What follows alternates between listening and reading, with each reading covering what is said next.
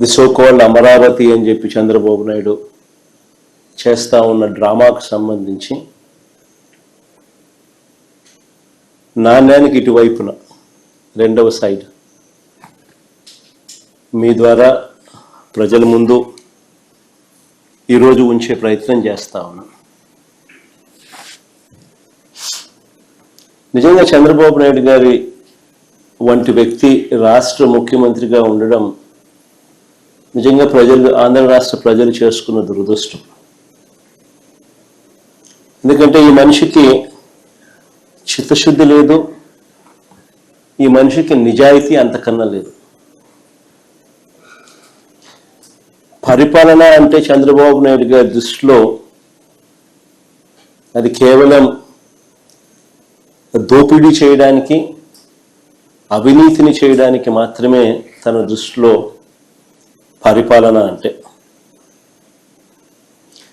రకరకాలుగా ఈ పద్ధతుల్లో దోపిడీ చేసే కార్యక్రమంలో భాగంగా దానికి రకరకాలుగా పేర్లు పెడతాడు, రకరకాలుగా దాని చుట్టూ డ్రామాలు అల్లుతాడు.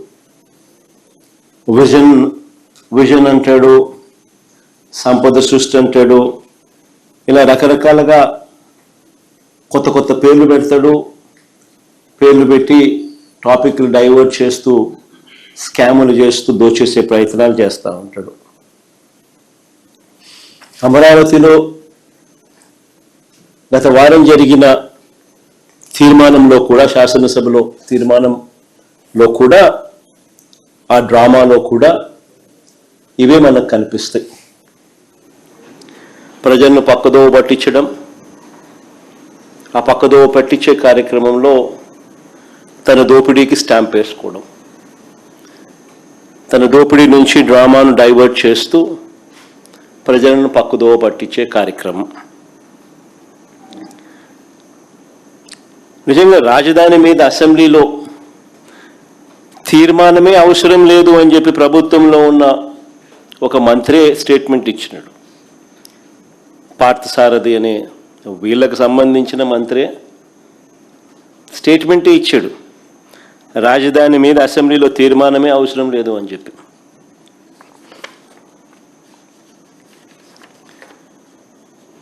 నేను అడుగుతా ఉన్నా, అసలు రాజ్యాంగంలో రాజధాని అనే పదం ఎక్కడైనా ఉందా అని? రాజ్యాంగంలో ఎక్కడ రాష్ట్రాలకు సంబంధించి రాజధానులు అనే పదం ఎక్కడా లేదు. దేశానికి మాత్రమే రాజధాని ఉంటుంది తప్ప రాష్ట్రాలకు రాజధాని అనేది కాన్స్టిట్యూషన్లో లేదు. Only seats of governance. ఈ ఫ్యాక్ట్ నిజంగా కూడా ఎవరు కూడా మర్చిపోకూడదు. సాక్షాత్తు కేంద్ర ప్రభుత్వం కూడా రాజధాని అనేది రాష్ట్రాల ఇష్టం అంటూ అధికారికంగా వీళ్ళు మన ఏపీ హైకోర్టులో కౌంటర్ అఫిడవిట్ కూడా దాఖలు చేసినారు. కేంద్ర ప్రభుత్వం ఆంధ్రప్రదేశ్ హైకోర్టులో ఒక కౌంటర్ అఫిడవిట్ కూడా దాఖలు చేసినారు. ఈ మేరకు రాజధాని విషయంలో కేంద్ర ప్రభుత్వానికి ఎలాంటి పాత్ర లేదు అని కూడా ఆ అఫిడవిట్లో వాళ్ళు పేర్కొన్నారు.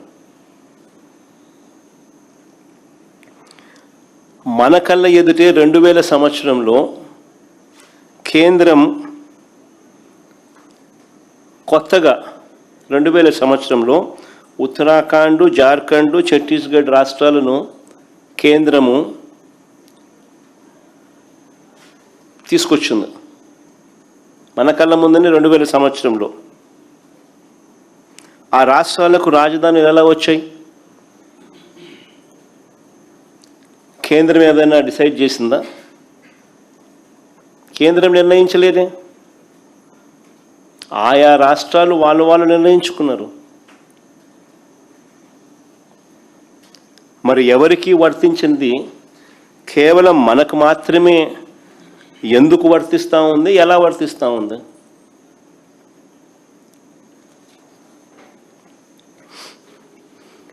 నిజంగా మరి ఎందుకు ఈ తీర్మానం పేరిట ఈ డ్రామా చేస్తూ ఉన్నారు? మరి 7 ఏళ్ళుగా నేను చంద్రబాబు నాయుడు గారిని అడుగుతా ఉన్నా, మరి 7 ఏళ్ళుగా మీరే ముఖ్యమంత్రిగా ఉండి, మొదటి టర్మ్ 5 సంవత్సరాలు, తర్వాత ఇప్పుడు 2 సంవత్సరాలు,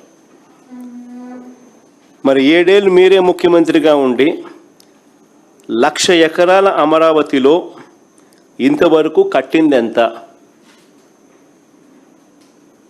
1,00,000 ఎకరాల అమరావతిలో ఈయన 7 ఏళ్ళు ముఖ్యమంత్రిగా ఉంటూ అమరావతి అనేది తన పెట్ ప్రాజెక్ట్ అంటూ తాను నినాదమిస్తూ తాను ఇంతవరకు కట్టింది ఎంత? నిజంగా సెల్ఫ్ ఫైనాన్స్ ప్రాజెక్ట్ అయిందా ఇది? నిజంగా అమరావతి అని సెల్ఫ్ ఫైనాన్సా? ఈయన డబ్బా కొడతాన్నట్టుగా, కొట్టినట్టుగా? ఏ దేశం పోతే ఆ దేశం బొమ్మలు ఈయన చూపిస్తాడు. ఏ దేశం ఈయన పోయినా ఆ దేశం బొమ్మలు చూపిస్తాడు. చూపించి అదిగో ఇదే అమరావతి అని అంటాడు. మరి ఎంతవరకు వచ్చిందని అడుగుతా ఉన్నా. ఆ దేశాలు ఇక్కడ ఏమైనా కనపడుతున్నాయా? కనీసం భూములు ఇచ్చిన రైతులకు చెప్పిన హామీలైనా నెరవేర్చాడా ఈ పెద్ద మనిషి? మొదట తీసుకున్న 50,000 ఎకరాల్లో, వెరీ ఇంపార్టెంట్ ఇది, మొదట తీసుకున్న 50,000 ఎకరాల్లోనే రోడ్లు, కేవలం రోడ్లు, కరెంటు, డ్రైనేజ్ అంటే సీవరేజ్, వాటర్,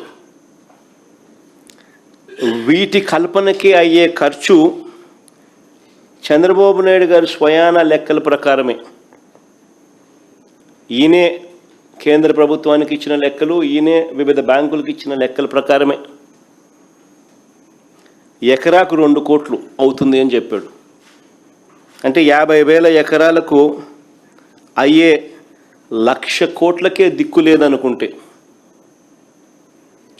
1,00,000 కోట్లకే దిక్కు లేదనుకుంటే ఇప్పుడు సడన్గా మరో 50,000 ఎకరాలు దీనికి అదనంగా అయ్యే ఖర్చు, దీనికి సడన్గా అదనంగా మరో 50,000 ఎకరాలు యాడ్ చేస్తున్నాడు ఇంతకు ముందున్న 50,000 ఎకరాలు. దానికయ్యే మళ్ళీ అదనంగా మరో 1,00,000 కోట్ల రూపాయలు. ఇలా అమరావతిని ఎందుకు పెంచాల్సి వస్తూ ఉంది, ఎందుకు పెంచుకుంటూ పోతున్నారు? ఆ డబ్బులు ఎలా వస్తాయి అంటే 1,00,000 ఎకరాల్లో, ఆ 1,00,000 ఎకరాల్లో కేవలం రోడ్లు వేయడానికి, కేవలం కరెంట్ ఇవ్వడానికి, కేవలం సీవరేజ్ వ్యవస్థ క్రియేట్ చేయడం కోసం, కేవలం నీటి వ్యవస్థ క్రియేట్ చేయడం కోసం, బేసిక్ ఇన్ఫ్రాస్ట్రక్చర్ క్రియేట్ చేయడం కోసం ఈ 1,00,000 ఎకరాలలో 2,00,000 కోట్లు కావాలి అని వీళ్ళు చెప్పిన లెక్కల ప్రకారమే. మరి ఈ డబ్బులు ఎలా వస్తాయి? ఎన్ని సంవత్సరాలు పడుతుంది? ఎన్ని దశాబ్దాలు పడుతుంది? ఈ దశాబ్దాలు పట్టే ఈ సమయంలో, ఇన్నిన్ని సంవత్సరాలు పట్టే ఈ సమయంలో ఈ 2,00,000 కోట్లు ఇంకా ఎంతగా పెరిగిపోతూ పోతుంది?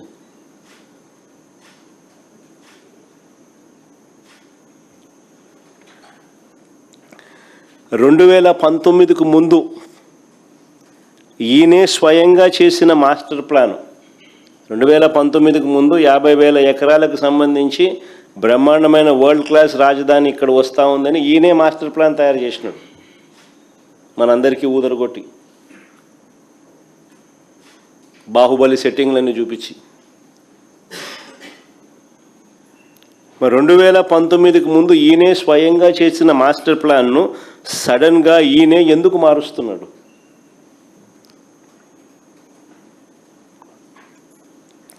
అప్పుడు ఇదే 50,000 ఎకరాల్లోనే బ్రహ్మాండమైన బెస్ట్ క్యాపిటల్ అని చెప్పి ఊదరగొట్టిన ఇదే వ్యక్తి ఈరోజు ఎందుకు మున్సిపాలిటీగా మిగిలిపోతుందని చెప్పి ఎందుకు అంటున్నాడు?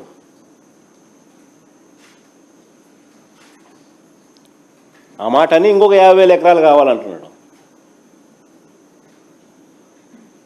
మరి ఇంతకుముందు 50,000 ఎకరాలతోనే వరల్డ్ క్లాస్ సిటీ అని చెప్పిన వ్యక్తి ఈరోజు ఏమంటున్నాడు, ఆ 50,000 ఎకరాలే అంటే ఇది మున్సిపాలిటీగానే మిగిలిపోతుంది, అందుకని ఇంకొక 50,000 ఎకరాలు కావాలంటున్నాడు. అని ఎందుకు అంటా ఉన్నాడు?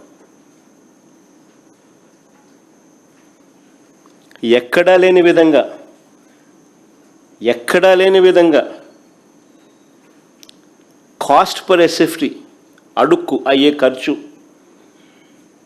ఏకంగా 11,000 నుంచి 14,000 అవుతా ఉంది. కాస్ట్ పర్ ఎస్ఎఫ్టీ ఎక్కడా చూడని విధంగా, ఎక్కడా లేని విధంగా అడుక్కయ్యే ఖర్చు 11,000 నుంచి 14,000 దాకా ఎందుకు అవుతా ఉంది? ఏ స్కాముల వల్ల ఇది ఎగబాకుతా ఉంది అన్న వీటికి సమాధానం ఎక్కడైనా అసెంబ్లీలో చెప్పాడా? 5:30 గంట అసెంబ్లీలో ఇటువంటి ప్రశ్నలకు ఏదైనా సమాధానం చెప్పాడా? ఆ 5:30 గంటల సమావేశం కేవలం జగన్ను, వైఎస్ఆర్ కాంగ్రెస్ పార్టీని దుమ్మెత్తిపోయడానికి, బూతులు తిట్టడానికి మాత్రమే వాడుకున్నారు. రాజధాని పేరిట పట్టపగలు తాను చేస్తూ ఉన్న దోపిడీ నుంచి ప్రజలను డైవర్ట్ చేసేందుకు ఈ డ్రామాకు తెరలేపాడు.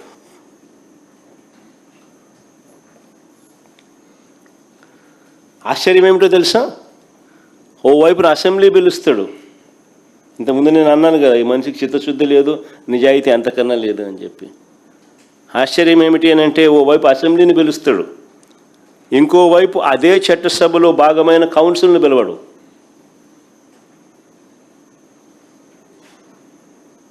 ఇంకోవైపు అదే చట్టసభలో భాగమైన కౌన్సిల్ని పిలవడు. ఎందుకు? కౌన్సిల్ని పిలిస్తే రాజధాని పేరిట చంద్రబాబు చేస్తూ ఉన్న అవినీతి బాగోతాన్ని కౌన్సిల్లో సభ్యులు బయట పెడతారని.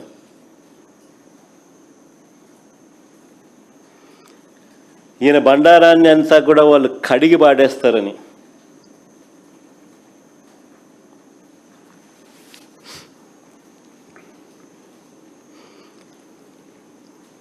ఆశ్చర్యం కలిగించే విషయాలు ఇవన్నీ. ఈయన అంటాడు, భవిష్యత్తులో కూడా రాజధానిని ఎవరూ మార్చకుండా చట్టం తెస్తున్నామని చంద్రబాబు నాయుడు చెప్తా ఉన్నాడు. భవిష్యత్తులో కూడా రాజధానిని ఎవరూ మార్చకుండా చట్టం తెస్తున్నామని చంద్రబాబు చెప్తా ఉన్నాడు. ఇలా అసెంబ్లీలో వీళ్ళు చేయగలేంది మళ్ళీ అదే అసెంబ్లీలో మళ్ళీ దాన్ని మార్పులు చేయలేరా? చట్టాల గురించి మాట్లాడే ఈ వ్యక్తి చట్ట సవరణల గురించి మాట్లాడ్డా? తెలియదా ఈయనకేమన్నా? తెలుసు, కానీ డ్రామా. ఇంతకుముందు నేను చెప్పినట్టుగా ఈ డ్రామా అంతా ఎందుకు? తన అవినీతిని కప్పిపుచ్చుకునేందుకు డ్రామా. ఏ చట్టమైనా కూడా చట్టసభ ద్వారా చట్టం చేయగలుగుతుంది, చట్టంలో సవరణలు కూడా చేయగలుగుతుంది. ఇది అందరికీ తెలిసిన విషయాలే. 3 ఏళ్ల పిల్లోడు 6 ఏళ్ల పిల్లోడిని అడిగినా చెప్తారు. కానీ చంద్రబాబు నాయుడు ఏదో కొత్తగా ప్రజలకు తెలియనట్టుగా, దాన్ని పక్కదోవ పట్టించేట్టుగా, దాన్ని ఏదో విప్లవాత్మకంగా తీసుకొని వస్తానట్టుగా ఓ బిల్డప్, దానికి ఒక కథ, ఎందుకు అదంతా చేస్తూ ఉన్నాడంటే తన అవినీతి నుంచి టాపిక్ డైవర్ట్ చేసింది. నేను సూటిగా చంద్రబాబుని అడుగుతా ఉన్నాను, 2014 నుంచి ఇప్పటి వరకు 12 ఏళ్ల కాలంగా, 2014 నుంచి ఇప్పటి వరకు అంటే ఆయన 5 ఏళ్ళు, మళ్ళీ మధ్యలో మా 5 ఏళ్ళు, మళ్ళీ ఇప్పుడు 2 ఏళ్ళు, దాదాపుగా 12 ఏళ్ళు కాలంలో మనస్ఫూర్తిగా చంద్రబాబు నాయుడు అడుగుతాను, నువ్వు ఈ ప్రాంతంలో ఉన్నావా అని అడుగుతా ఉన్నా. మనస్ఫూర్తిగా ఇక్కడ కాపురం పెట్టావా అని అడుగుతా ఉన్నా. ఇప్పటికీ కూడా మీ కుటుంబాలన్నీ ఎక్కడున్నాయని అడుగుతా ఉన్నా.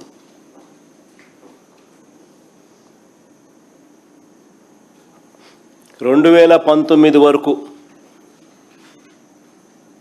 హైదరాబాదుకు షటిల్ సర్వీస్, 2019 వరకు కూడా ఒక పక్క ఆయన ముఖ్యమంత్రిగా ఉంటూ మరోవైపున హైదరాబాదుకు షటిల్ సర్వీస్. ప్రతిపక్ష నాయకుడిగా ఎన్నికల వరకు వీళ్ళ అడ్రస్ అంతా హైదరాబాదే.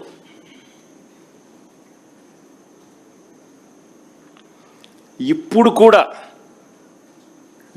కూడా వారానికి 2 రోజులు, వారానికి 5 రోజులే ఇక్కడ.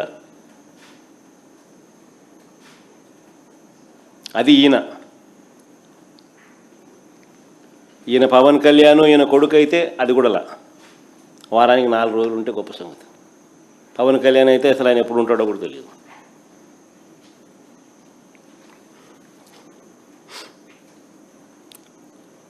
ప్రత్యేకంగా ఒక్కొక్కరికి ఒక్కొక్క విమానం, షటిల్ సర్వీస్,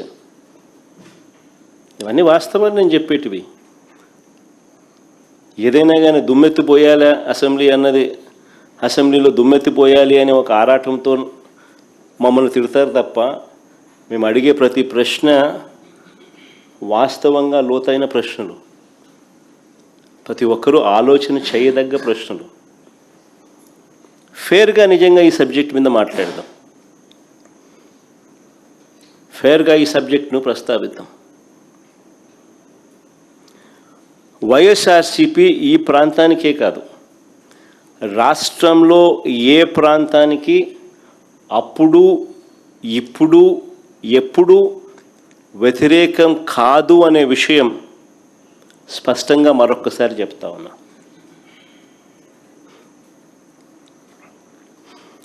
కొన్ని వాస్తవమైన విషయాలు మీ ద్వారా ప్రజల ముందు, ఈ ప్రెస్ కాన్ఫరెన్స్ ద్వారా ప్రజల ముందుకు తీసుకొని పోయే ప్రయత్నం చేస్తూ ఉన్నాం.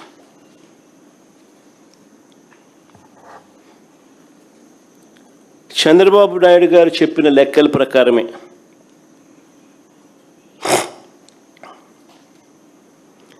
తానంతటి తానే కేంద్రానికి, తానంతటి తానే బ్యాంకులకు వాళ్ళు సబ్మిట్ చేసిన డిపిఆర్ రిపోర్ట్ల ప్రకారమే అమరావతి ప్రాంతంలో 1 ఎకరా డెవలప్ చేయాలంటే, డెవలప్ అంటే బిల్డింగులు కాదు, డెవలప్ అంటే కేవలం అక్కడ రోడ్లు, కరెంటు, డ్రైనేజు, నీటి సదుపాయాల కల్పనకు మాత్రమే. వీళ్ళ లెక్కల ప్రకారమే ఎకరాకు 2 కోట్ల రూపాయలు ఖర్చు అవుతుంది అని ఇచ్చిన వీళ్ళ లెక్కల ప్రకారమే 50,000 ఎకరాలకు అయ్యే ఖర్చు ఇంటూ 2 కోట్లు అంటే 1,00,000 కోట్ల రూపాయలు. మొదటి దశలో తీసుకున్న ఈ 50,000 ఎకరాలకి దిక్కు లేదనుకుంటే, మొదటి దశలో తీసుకున్న ఈ 50,000 ఎకరాలకే దీనికి అయ్యే 1,00,000 కోట్ల రూపాయలకు దిక్కు లేదు అని అనుకుంటే,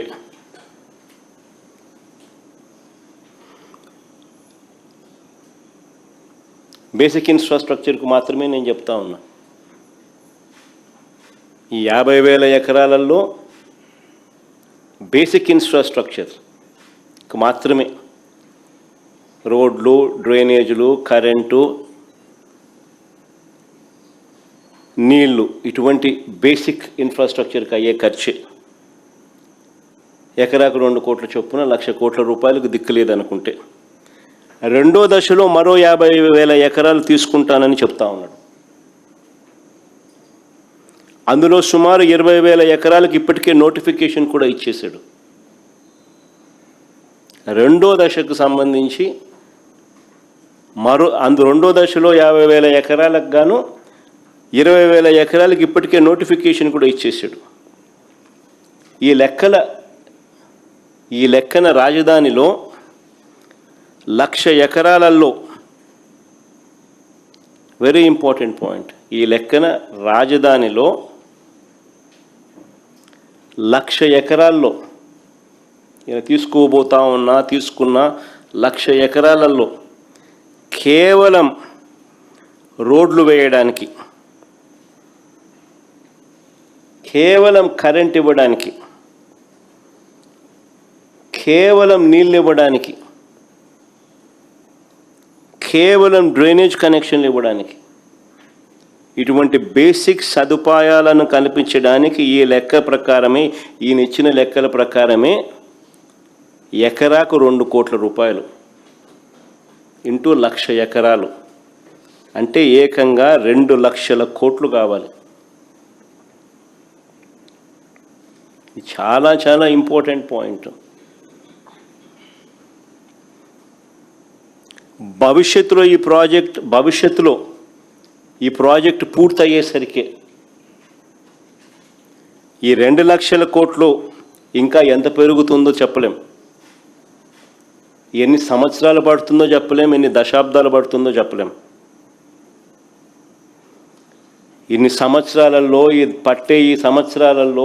పట్టే ఈ దశాబ్దాల్లో ఈ 2 లక్షల కోట్లు కాస్త ఇంకా ఏ స్థాయికి పోతుందో కూడా చెప్పలేం. 2 లక్షలు 4 లక్షలు అవుతుందో, 4 లక్షలు 10 లక్షలు అవుతుందో, సమయం దశాబ్దాలను బట్టి డిసైడ్ అవుతుంది. మరి నేను అడుగుతా ఉన్నా, మరి 12 ఏళ్ల క్రితం మరి చంద్రబాబు నాయుడు అడుగుతాను, ఈ ఎకరాకు 2 కోట్లు అని చెప్పి ఏదైతే చంద్రబాబు నాయుడు చెప్తా ఉన్నాడో, ఈ బేసిక్ ఇన్ఫ్రాస్ట్రక్చర్ ప్రొవైడ్ చేయడానికి కోసం అయ్యే ఖర్చు, ఇది కూడా 12 ఏళ్ల క్రితం 2014లో ఈయన ఇచ్చిన లెక్కలు.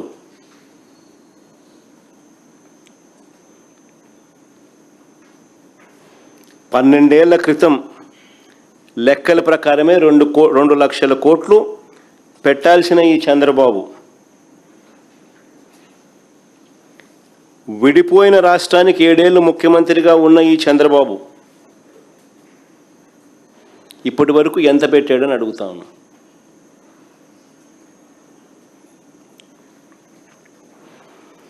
రెండు 2014 నుంచి 19 మధ్యలో తొలి 5 ఏళ్లలో ఈయన పెట్టింది కేవలం 5,335 కోట్లు. 2014 నుంచి 2019 మధ్యలో తొలి 5 ఏళ్లలో ఈయన పెట్టిన ఖర్చు 5,335 కోట్లు, 2 లక్షల కోట్లకు గాను. అవి కూడా అప్పుల ద్వారా తెచ్చినవే. ఈ 2 ఏళ్లలో కూడా ఎంత పెట్టారని చూస్తే, ఇప్పుడు మళ్ళీ సెకండ్ టర్మ్ మళ్ళీ ఆయన ముఖ్యమంత్రిగా ఆయన ఈ 2 ఏళ్లలో కూడా ఎంత పెట్టారని చూస్తే, నాకున్న సమాచారం ప్రకారం చంద్రబాబు నాయుడు గారు అమరావతి కోసం ప్రస్తుతానికి చేసిన గ్రాస్ కమిటెడ్ అప్పులు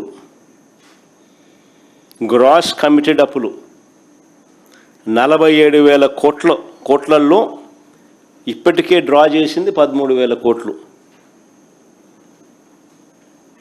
ఇందులో కూడా ఇక్కడ భలే ఆశ్చర్యమైన విషయం, ఇందులో కూడా మొబిలైజేషన్ అడ్వాన్సులుగా ఇచ్చింది 5,500 కోట్లు.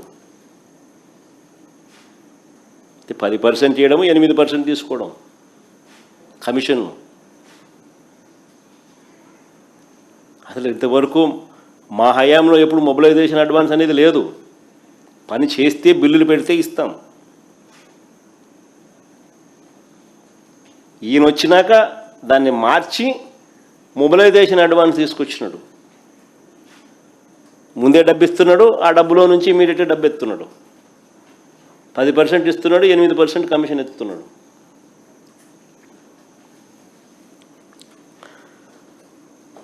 కేవలం 2,500 కోట్లు మాత్రమే బిల్లుల కింద ఇచ్చాడు ఈ 2 ఏళ్లలో.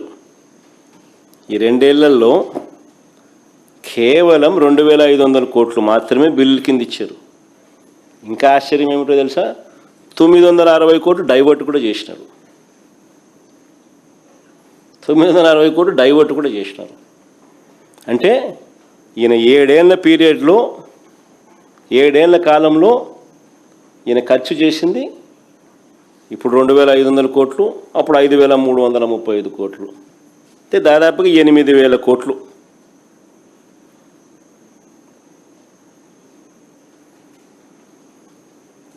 మరి కేవలం నేను చంద్రబాబు నాయుడు గారిని అడుగుతా ఉన్నా, మరి కేవలం రోడ్లు వేయడానికి, కేవలం కరెంట్ ఇవ్వడానికి, కేవలం నీళ్ళు ఇవ్వడానికి, కేవలం డ్రైనేజ్ వంటి మౌలిక వసతులు కల్పించడానికే 2 లక్షల కోట్లల్లో 7 ఏళ్లలో ఖర్చు పెట్టింది ఈయన కేవలం 8000 కోట్లు.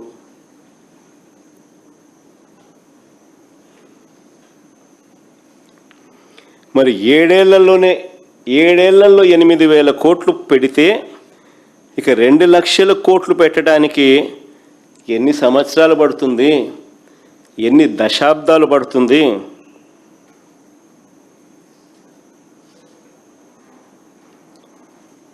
ఈ లెక్కల ప్రకారం చూస్తే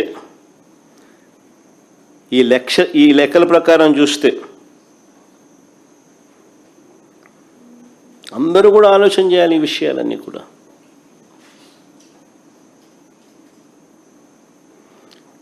ఇది కాక బిల్డింగ్ ఖర్చులు, ఇవి కాక బిల్డింగ్ ఖర్చులు, ఈ 2 లక్షల కోట్లు కాక బిల్డింగ్లకు అయ్యే ఖర్చులు సపరేటు. ఇదంతా కేవలం బేసిక్ ఇన్ఫ్రాస్ట్రక్చర్ కోసమే.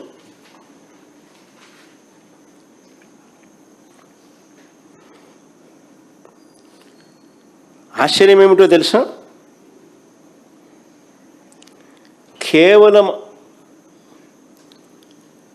ఆ రాజధాని అమరావతి అనే ఆ ప్రాంతంలో కేవలం రోడ్లు వేయడానికి, కేవలం కరెంట్ వేయడానికి, కేవలం డ్రైనేజ్ చేయడానికి, వ్యవస్థ క్రియేట్ చేయడానికి, కేవలం నీళ్ళు ఇవ్వడానికి ఇంతింత డబ్బులు ఇక్కడ ఖర్చు చేస్తూ పోతే రాష్ట్రంలో ఇక సంక్షేమము, రాష్ట్రంలో ఇక అభివృద్ధి,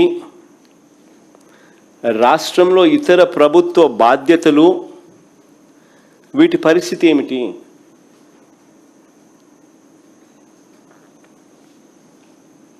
ఇది చాలా చాలా ఇంపార్టెంట్ పాయింట్.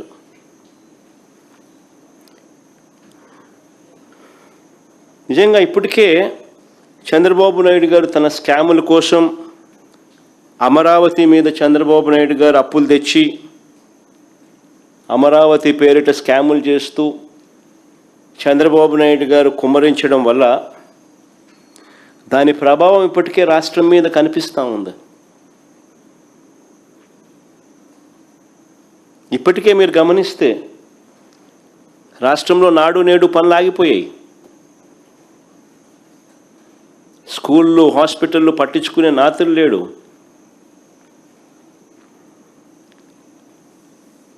పిల్లలకు ఇవ్వాల్సిన విద్యా దీవెన, వసతి దీవెన, ఫీజు రీయింబర్స్మెంట్, వసతి దీవెన ఆగిపోయింది.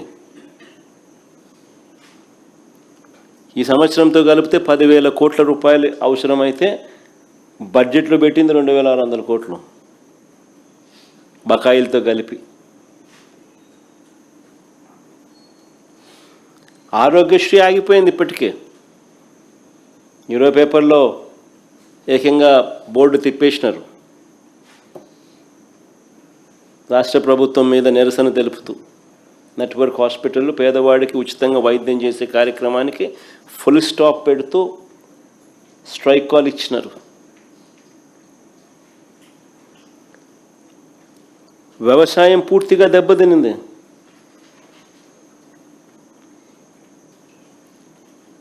రైతులకు ఏ పంటకు గిట్టుబాటు ధర రాని పరిస్థితి, కనీసం ఇంటర్వ్యూన్ అయ్యే పరిస్థితి లేదు. ఉచిత పంటల బీమా గాలికి ఎగిరిపోయింది. ఇప్పటికీ ఆర్బీకేలు నిర్వీర్యమైపోయాయి. ఈ క్రాప్ జరిగిందా లేదా పట్టించుకునే నాతులు లేడు. మెడికల్ కాలేజ్ పనులు పూర్తిగా ఆగిపోయాయి.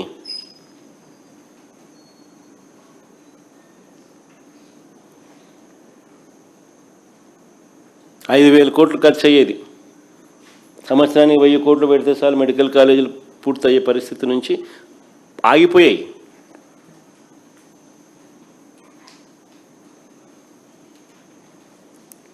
మా ప్రభుత్వ హయాంలో ఉన్న పథకాలన్నీ ఇప్పటికే రద్దయిపోయాయి.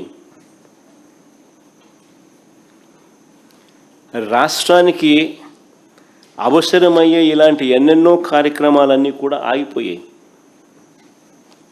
చివరకు చంద్రబాబు ఇచ్చిన సూపర్ 6, సూపర్ 7 హామీలకు కూడా మోసాలుగా మిగిలిపోయాయి. ఇక చంద్రబాబు 1,00,000 ఎకరాల అమరావతికి 2 లక్షల కోట్లు ఎప్పుడు పెట్టగలుగుతాడు?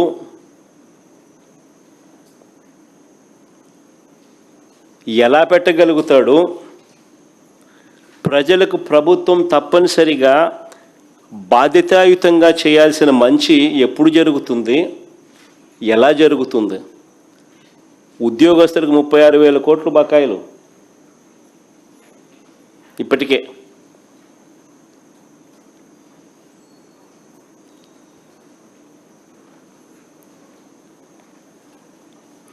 అంటే ఈ చంద్రబాబు గారు తన జీవితం అంతా కూడా ఇక్కడే రోడ్లు,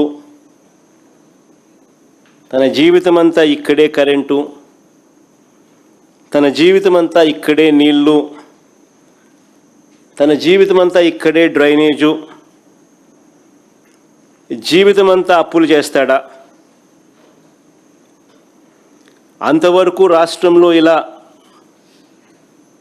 ప్రజలు రాష్ట్రము ఇబ్బందులు పడుతూనే ఉండాలా?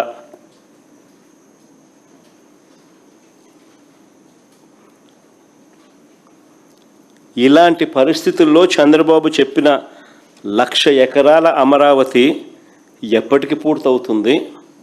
2 లక్షల కోట్లు పెట్టే స్తోమత మనకు ఉందా? ప్రతి ఒక్కరు ఆలోచన చేయాలి ఈ విషయాలన్నీ కూడా.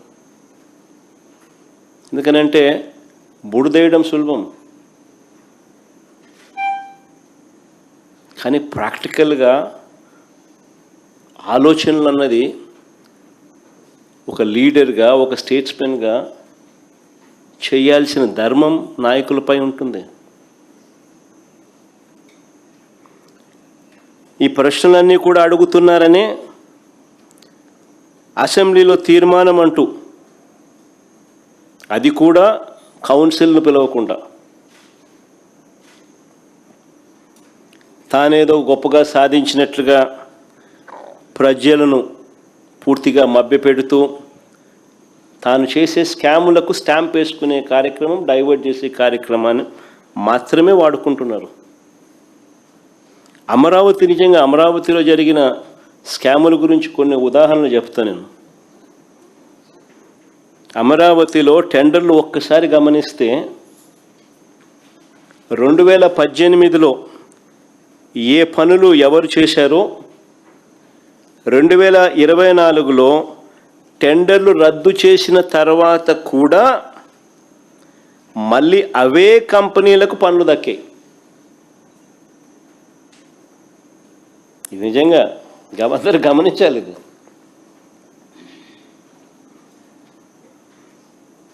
అమరావతిలో టెండర్లు ఒకసారి గమనిస్తే 2018లో ఏ పనులు ఎవరు చేశారో 2024లో టెండర్లు రద్దు చేసిన తర్వాత కూడా మళ్ళీ అవే కంపెనీలకు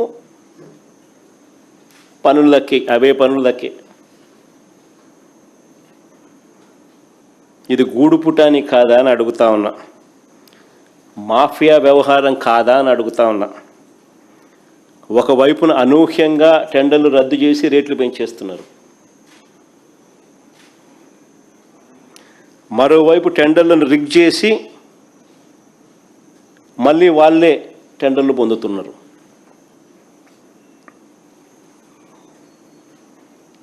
ఇంకా ఆశ్చర్యం ఏమిటో తెలుసా? ల్యాండ్ ఫ్రీ, ఇసుక ఫ్రీ, కరెంటు ఛార్జీల్లో రాయితీలు, జిఎస్టీ మినహాయింపు, సీనరేజ్ మినహాయింపు, ఎన్ఏసి మినహాయింపులు, ఇవన్నీ రాయితీలే. ఇవన్నీ ఉన్నా సరే ఇవన్నీ ఉన్నా సరే స్క్వేర్ ఫీట్కు 11,000 నుంచి 14,000 రూపాయలు.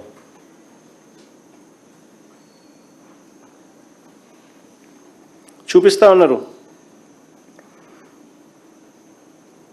ఇది భయంకరమైన దోపిడీ కాదా? క్యాపిటల్గా అమరావతి రియాలిటీ సంగతి పక్కన పెడితే, ఒక నిమిషం, క్యాపిటల్గా అమరావతి రియాలిటీని కాస్త పక్కన పెడితే, దేశంలో అతిపెద్ద స్కామ్కు, కరప్షన్కు చంద్రబాబు నిజంగా క్యాపిటల్ చేసినాడు. ప్రజల క్యాపిటల్ కదా దేవుడు ఎరుగు, స్కాముల క్యాపిటల్ మాత్రం ఖచ్చితంగా అమరావతిని చేసినాడు చంద్రబాబు. ఒక పెద్ద ఆర్గనైజ్డ్ కరప్షన్ జరుగుతూ ఉంది. ఇప్పుడు మీరే గమనించండి, బెంగళూరుకు వెళ్ళినా, చెన్నైకి వెళ్ళినా, హైదరాబాద్లో ఇటువంటి ఏ మహానగరాల్లో చూసినా కూడా 5 స్టార్ సదుపాయాలతో కట్టిన చోట, రెసిడెన్షియల్ ఫ్లాట్స్, 5 స్టార్ లాబీసు, 5 స్టార్ సదుపాయాలతో కట్టిన చోట కూడా కాస్ట్ పర్ ఎస్ఎఫ్టీ అయ్యే ఖర్చు కట్టడానికి 4,500 రూపాయలు మించదు. కానీ ఇక్కడ మాత్రం, అమరావతిలో మాత్రం 11,000 నుంచి 14,000 రూపాయలు చూపుతా ఉన్నారు.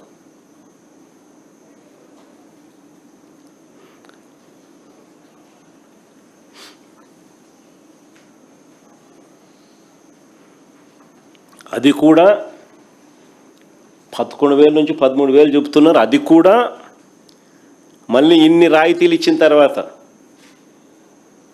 ఇన్ని మినహాయింపులు ఇచ్చిన తర్వాత. ఏమేమి మినహాయింపులు?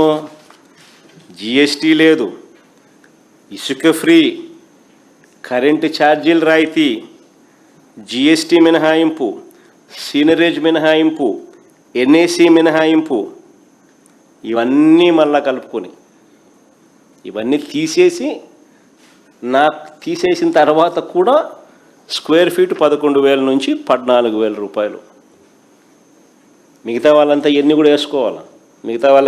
మిగతా హైదరాబాద్లో కానీ, బెంగళూరులో కానీ, చెన్నైలోని కట్టే 4,500లో ఇవన్నీ కూడా ఉంటాయి.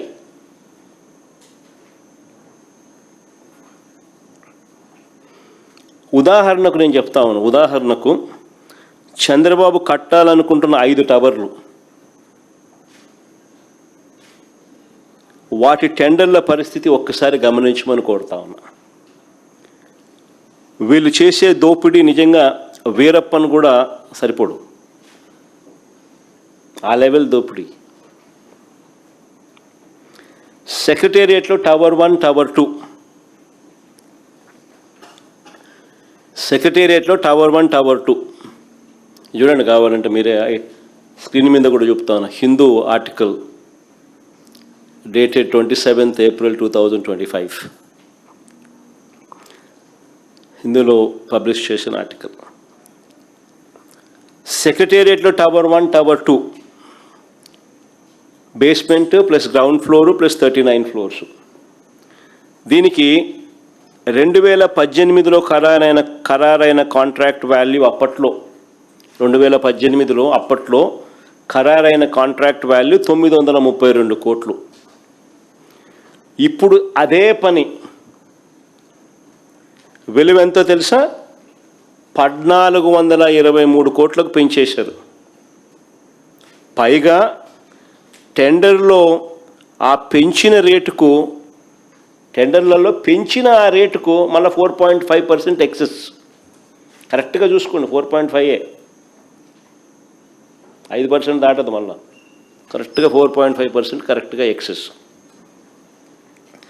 మళ్ళీ కాంట్రాక్టర్కు నజరానా రూపేణా జిఎస్టీ, సీనరేజు, ఎన్ఏసి ట్యాక్సుల మినహాయింపుల ద్వారా మరో 257 కోట్ల రూపాయలు లబ్ధి.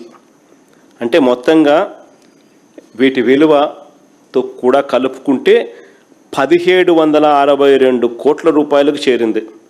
అంటే ఇదే tower 1, tower 2, basement plus ground floor plus 39 ఫ్లోర్స్కు 2018లో ఖరారైన కాంట్రాక్ట్ విలువ 932 కోట్లు అయితే ఇప్పుడు అది ఏకంగా 830 కోట్ల రూపాయలు పెరిగి మొత్తం ఖర్చు 1762 కోట్లకు ఎగబాకింది. ఆశ్చర్యం ఏమిటో తెలుసా? అప్పుడు కాంట్రాక్టర్ షాపూర్జీ పోలాంజీ, ఇప్పుడు కాంట్రాక్టర్ షాపూర్జీ పోలాంజీని.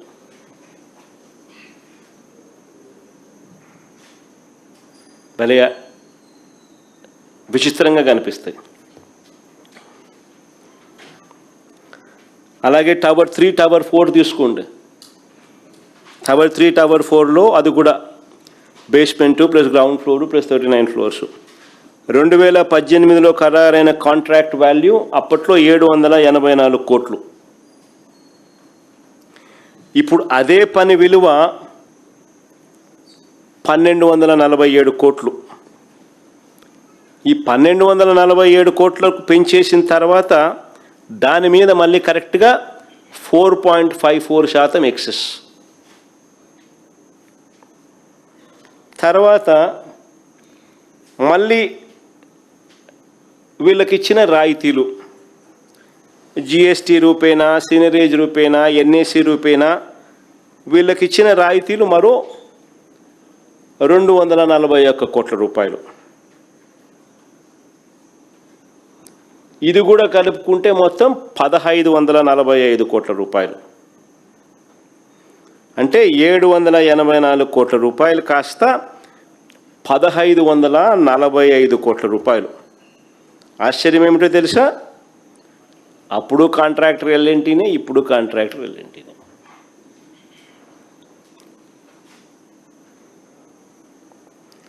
అలా వీటి అన్నిట్లో కూడా ఈ రేట్లలో మీకు చెప్పడం మర్చిపోయినా, ఇసుకే ఫ్రీ.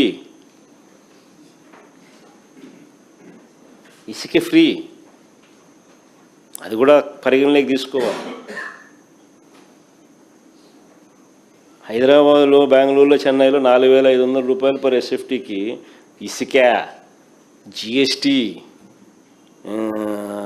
సీనరేజు అన్నీ మిగతా అన్నీ కట్టుకోవాలి పాపం వాళ్ళు. ఈడ చూస్తే ఎన్నీ లేవు. రేటేమో 11,000 నుంచి 14,000. అలాగే జిఏడి టవర్ చూస్తే ఇది basement, ground floor plus 49 floors. 2018లో ఖరారైన కాంట్రాక్ట్ వాల్యూ 554 కోట్లు. ఇప్పుడు అదే పని విలువ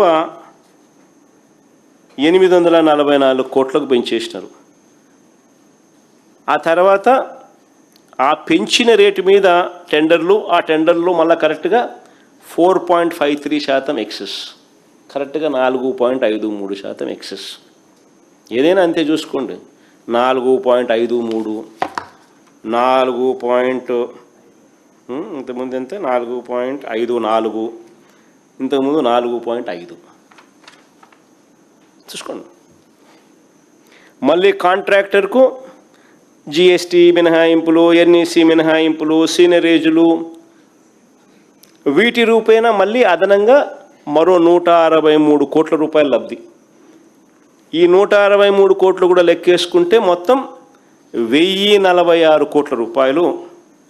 అంటే 554 కోట్లు గతంలో 2018లో ఖరారైన కాంట్రాక్ట్ విలువ ఇప్పుడు 1046 కోట్లకు మళ్ళీ ఇచ్చింది ఎవరికో తెలుసా? ఎన్సీసీకి కట్టబెట్టారు. అప్పుడు ఎన్సీసీఏ కాంట్రాక్టర్, ఇప్పుడు మళ్ళీ ఎన్సీసీఏ కాంట్రాక్టర్.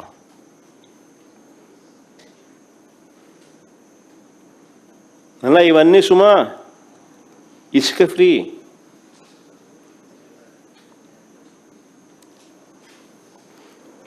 మొత్తంగా ఈ 5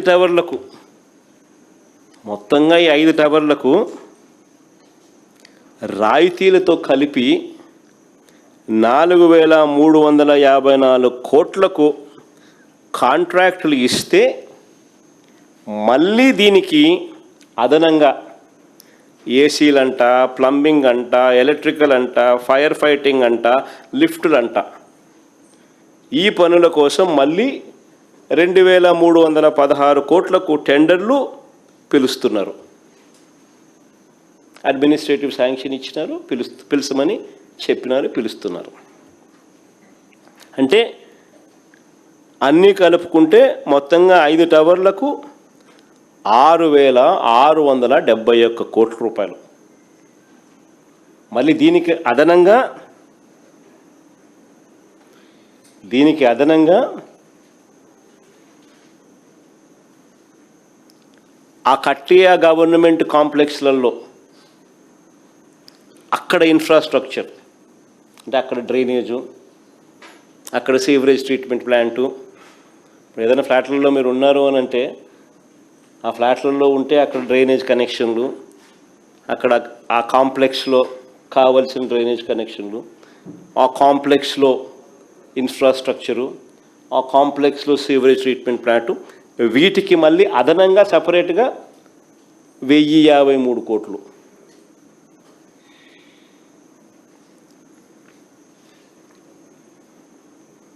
ఎక్కడైనా మీరు ఫ్లాట్లు ఏదైనా పోయినా కూడా లేకపోతే మీరే కట్టాలనుకున్నా ఫ్లాట్లు కట్టడమే కాకుండా ఆ ఫ్లాట్లకు మీరు ఆ కాంప్లెక్స్లో ఇవన్నీ కూడా ప్రొవైడ్ చేయాలి. అప్పుడే పోయి ఎవరైనా కూడా ఆ ఫ్లాట్లలో ఉండగలుగుతారు.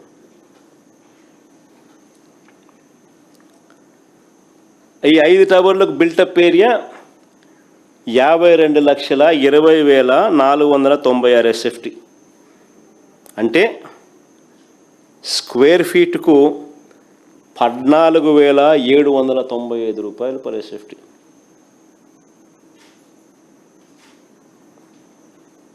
ఈ అడిషనల్ ఇన్ఫ్రాస్ట్రక్చర్ ఏదైతే ఉందో అది తీసినా కూడా 12,779 రూపాయలు పర్ SFT.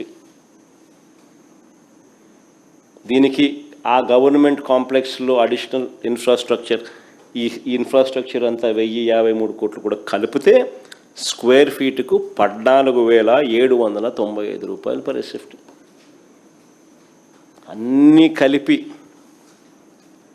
4,500తో చేస్తున్నారు హైదరాబాద్లో, బెంగళూరులో, చెన్నైలో. ఇక్కడ ఇన్ని మినహాయింపులతో ఈ రేట్లు. ఇలా ఇసుక ఫ్రీ, అది మర్చిపోకూడదు అందరం. ఇసుక ఫ్రీ అనేది వెరీ ఇంపార్టెంట్ కదా బిల్డింగ్ కన్స్ట్రక్షన్.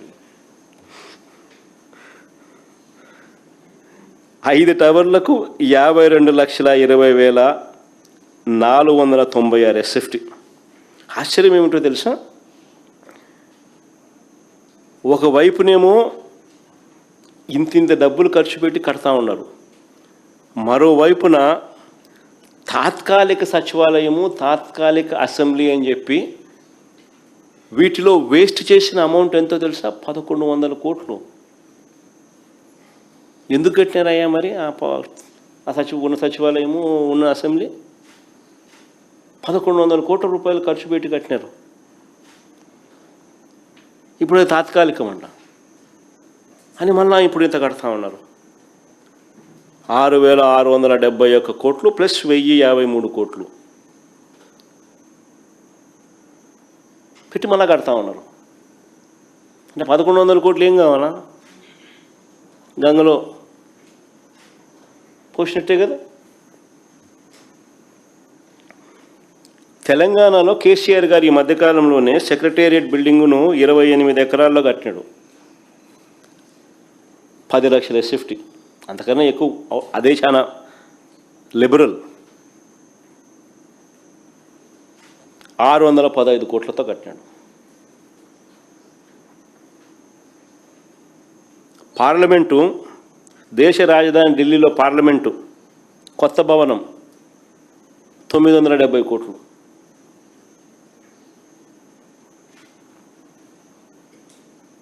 ఆ పార్లమెంట్లో 1,272 మంది కూర్చునేలా కట్టారు. మరి పార్లమెంటు దేశం మొత్తం చూస్తుంది, ఆ లెవెల్లో వాళ్ళు కడితే మన అసెంబ్లీ ఎంతో తెలుసా ఇప్పుడు కట్టేది? 1,449 కోట్లు. పార్లమెంటు దాటినాం, కేసీఆర్ నెంబర్కు డబల్.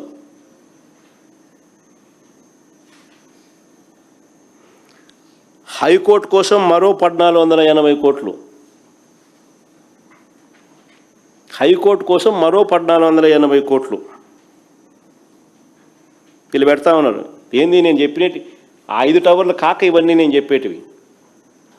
5 టవర్లలో అసెంబ్లీ రావడం లేదు, 5 టవర్లలో నీకు హైకోర్టు రావడంలా, అది కాక అసెంబ్లీ పేరుతో మరో 1149 కోట్లు కడతా ఉన్నాడు.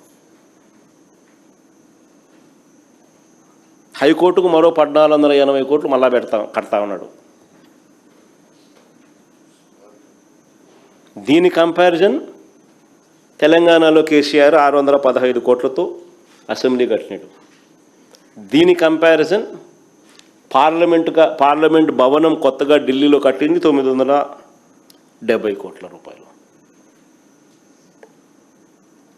అంటే కనీసం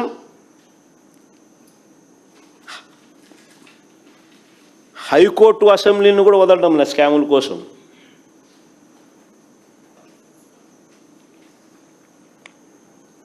ఈయన దుబారా కోసం, ఈయన విచ్చలవిడి దోపిడీ కోసం చివరకు సరే మిగతా వాటిలో స్కాములు ఇంకా ఎక్కువ కనిపిస్తూ ఉన్నాయి 5 టవర్లలో అటువంటి పనులలో. కానీ హైకోర్టులు అండ్ అసెంబ్లీని కూడా వదలడంలా, చట్టసభలు కూడా వదలడంలా.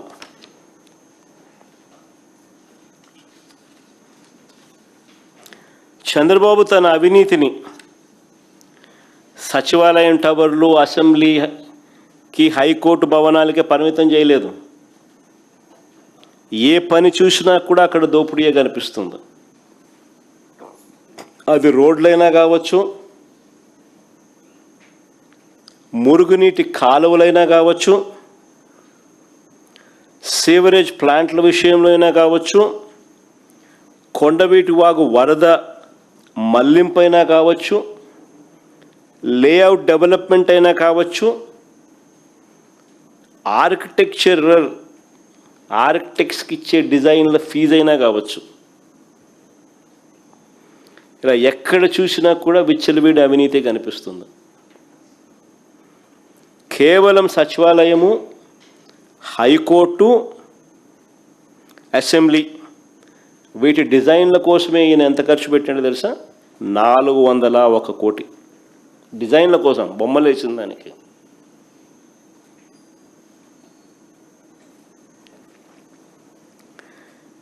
కొండవీటి వాగు నుంచి వారధి వరకు, కొండవీటి వాగు నుంచి వారధి వరకు ఫ్లైఓవర్ కోసమే కిలోమీటర్కు 170 కోట్లు పెట్టినాడు. కిలోమీటర్కు 170 కోట్లు ఖర్చు చేసినాడు. అదే మా హయాంలో బెంచ్ సర్కిల్లో మీ కళ్ళ ముందునే ఫ్లైఓవర్ కనిపిస్తుంది, మా హయాంలోనే కట్టాం. కిలోమీటర్కు 35 కోట్లు మాకైంది ఖర్చు.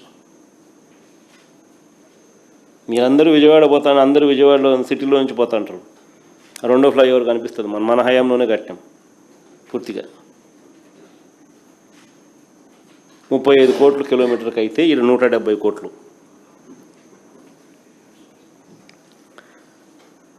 నాకు నిజంగా ఒక్కోసారి అనిపిస్తుంది బంగారంతో ఏమైనా కడతానారా ఆడేమన్నా అని చెప్పి.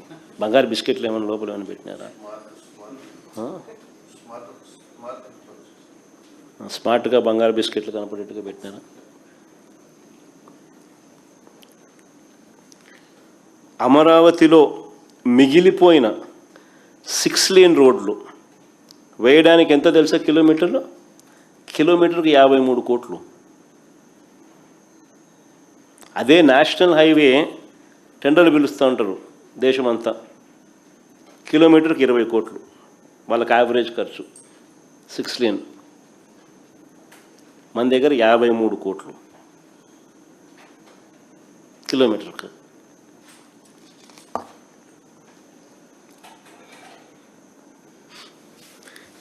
ఈ దోపిడీని మనం ప్రశ్నించకూడదట, అడగకూడదట, అడిగితే ఎదురుదాడి.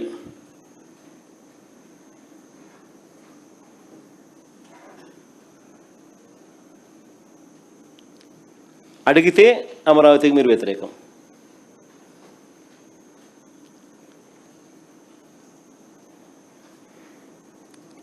7 ఏళ్లలో అమరావతి కోసం చంద్రబాబు పెట్టిన ఖర్చు 7 ఏళ్లలో మొదట 5 సంవత్సరాలు, ఇప్పుడు 2 ఏళ్ళు. ఈ 7 ఏళ్లలో అమరావతి కోసం ఇంతవరకు ఆయన పెట్టిన ఖర్చు 8,000 కోట్లు. మొబిలైజేషన్ అడ్వాన్స్ మరో 5,500 కోట్లు. నేను ఇంతకుముందే చెప్పిన మొబిలైజేషన్ అడ్వాన్స్ అంటే అది స్కామ్ అని. 10% ఇస్తున్నారు, 8% ఎత్తుతున్నారు. అయిన ఖర్చు 8,000 కోట్లు 7 ఏళ్లలో. మొదటగా తీసుకున్న నేను అడుగుతాను, ఈ 8,000 కోట్లలో ప్లస్ మొబిలైజేషన్ 5,500 కోట్లలో మనకి ఏం కనిపిస్తూ ఉన్నాయి? స్కాములు తప్ప. మొదటగా తీసుకున్న 50,000 ఎకరాలకే దిక్కులేని పరిస్థితిలో, మొదటగా తీసుకున్న 50,000 ఎకరాలు, ఆ 50,000 ఎకరాలకు బేసిక్ ఇన్ఫ్రాస్ట్రక్చర్ కోసమే ఖర్చు అయ్యే ఎకరాకు 2 కోట్ల రూపాయలు చొప్పున, ఆ 1,00,000 కోట్లకే దిక్కులేని పరిస్థితిలో మళ్ళీ ఇంకొక 50,000 ఎకరాలు తీసుకుంటానని చెప్పి భవనాలు కాకుండా కేవలం ల్యాండ్ డెవలప్మెంట్ కోసం, అంటే కేవలం బేసిక్ ఇన్ఫ్రాస్ట్రక్చర్ కోసం, రోడ్లు, డ్రైనేజీలు, కరెంటు, నీటి, వీటి కోసం 2 లక్షల కోట్లు పెట్టలేమని తెలిసినా కూడా, సాధ్యం కాదు అని తెలిసినా కూడా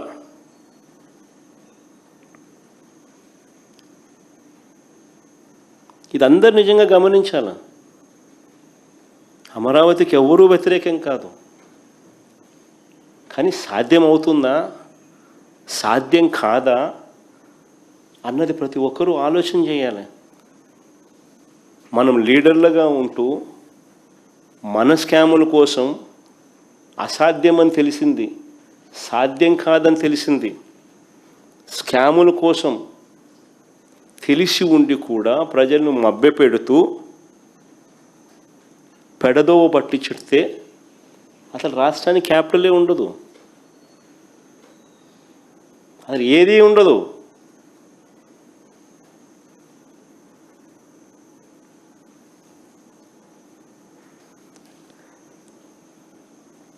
డెవలప్మెంట్ కోసమే ఇటు రోడ్లు అక్కడ వేయడానికి, కరెంటు వేయడానికి, ఎలక్ట్రిసిటీ, సెవరేజ్ కనెక్షన్లకు, ఇటువంటి బేసిక్ ఇన్ఫ్రాస్ట్రక్చర్ కోసమే 2 లక్షల కోట్లు అవసరమని తెలిసినా కూడా అది అసాధ్యమని చెప్పి కళ్ళ ముందే కనిపిస్తూ ఉన్నప్పటికీ ఇంకా రైతుల్ని, ప్రజల్ని మభ్యపెట్టాలని తాను ఉన్నన్ని నాళ్ళు అప్పులు తెచ్చి అమరావతి పేరు చెప్పి స్కాములు చేసి దోపిడీ చేసేది ఆయన ప్లాను.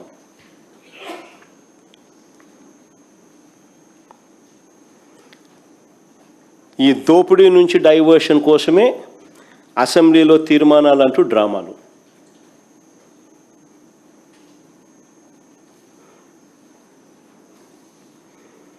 నిజంగా ఇంతకుముందే నేను చెప్పినాం,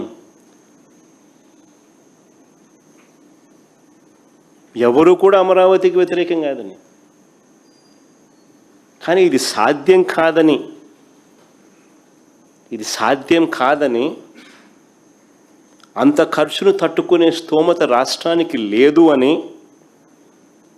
ఇది లేదు కాబట్టే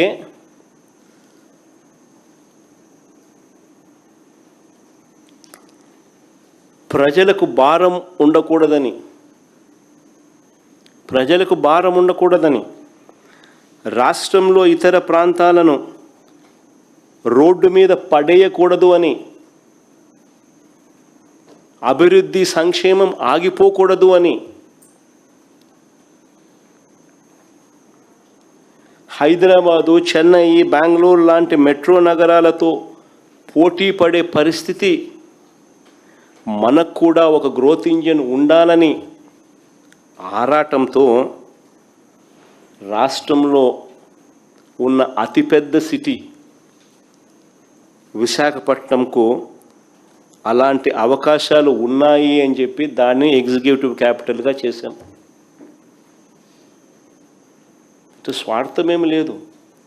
మోస్ట్ ప్రాక్టికల్గా సాధ్యమయ్యే పని, రాష్ట్రానికి గుదిబండ కాకుండా మరోవైపున ప్రజలకు అభివృద్ధి సంక్షేమ ఫలాలు అందిస్తూ రాష్ట్ర ప్రభుత్వం తాను చేయాల్సిన బాధ్యతలు నిర్వహిస్తూ మోస్ట్ ప్రాక్టికల్గా ఏది చేస్తే బాగుంటుంది అని చెప్పి రాష్ట్రంలో ఉన్న అతిపెద్ద నగరమైన విశాఖపట్నాన్ని ఎగ్జిక్యూటివ్ క్యాపిటల్గా చేస్తూ ఆ దిశగా అడుగులు వేశాం మేము.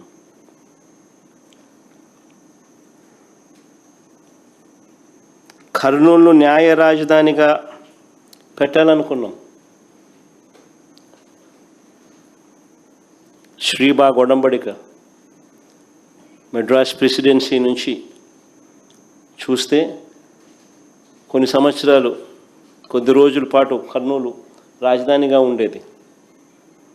హైదరాబాదు తెలంగాణ ఎప్పుడైతే జాయిన్ అయిందో, భాషా ప్రవక్త రాష్ట్రాల కింద ఎప్పుడైతే ఆవిర్భావం చెందిందో, అప్పుడు హైదరాబాదుకు అవకాశం ఇస్తూ అప్పటిదాకా కర్నూలు రాజధానిగా ఉన్న ప్రాంతాన్ని అప్పుడు శ్రీబాగ్ ఒడంబిక ప్రకారం అక్కడ హైకోర్టు పెట్టాలని చెప్పి ఒక ఒప్పందం కుదిరింది. దాన్ని గౌరవిస్తూ కర్నూలును న్యాయ రాజధానిగా పెట్టాలనుకున్నాం. అమరావతిని శాసన రాజధానిగా కొనసాగించాలని చెప్పి కూడా నిర్ణయించాం. తీసేయాలనుకోలేదు ఎప్పుడు కూడా. సాధ్యం కాదు కాబట్టే మోస్ట్ ప్రాక్టికల్ సొల్యూషన్ తీసుకొచ్చడం. మా ఆలోచనలలో ఎక్కడా కూడా అమరావతిని నిర్లక్ష్యం చేయలేదు. ఇన్ఫ్యాక్ట్ ఈ ప్రాంతంలో 5 ఏళ్ల పాటు రైతుల కౌలును పెంచడం, రాజధానిలో ఇచ్చే పెన్షన్లు 5,000 కూడా మేము తీసుకుపోయినాం. ఈ ప్రాంతంలో ప్రజలకు మంచి చేయాలని, రైతులకు మంచి చేయాలని చేస్తాం. ఇవన్నీ కూడా మా ఆలోచన అంతా కూడా ఆచరణాత్మక ఆలోచనలు, మోస్ట్ ప్రాక్టికల్ ఆలోచనలు, సాధ్యమయ్యే ఆలోచనలు. ప్రభుత్వం తన బాధ్యతగా ప్రజలకు చేయాల్సిన ప్రతి మేలు కూడా చేస్తూ, ప్రభుత్వం మీద, ప్రజల మీద అప్పుల భారం మోపకుండా అతి తక్కువ పెట్టుబడితో విశాఖపట్నంలో ఆల్రెడీ అక్కడే ఉన్న ఇన్ఫ్రాస్ట్రక్చర్కు కాస్త మెరుగులు దిద్ది అదనంగా కొన్ని భవనాలు కడితే చాలు ఒక గ్రోత్ ఇంజిన్లా మారుతుంది. దీనికోసం కేవలం 10,000 కోట్లు ఖర్చు పెడితే చాలు. అది కూడా ఒకేసారి పెట్టాల్సిన అవసరం లేదు. సంవత్సరానికి 2,000 కోట్లు చొప్పున 5 ఏళ్లలో పెడితే చాలు.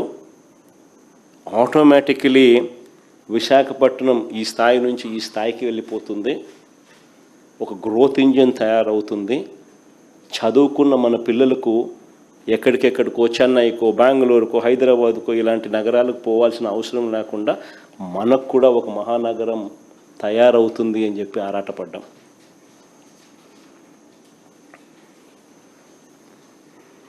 కానీ దీని మీద చంద్రబాబు నాయుడు గారు, ఆయన ఎల్లో మీడియా వాళ్ళ ముఠా కేవలం వాళ్ళ స్వార్థం కోసం, వాళ్ళ బినామీలు, వాళ్ళ ఆస్తులు, వాళ్ళు కొనుగోలు చేసిన ల్యాండ్ రేట్లు పెంచుకునే దానికోసం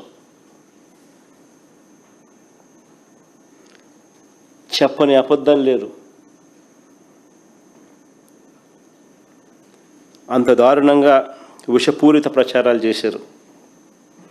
నిజంగా నేను చెప్తా ఉన్నాను, నాకు సంకుచితమైన ఆలోచన నాకు గన ఉంటే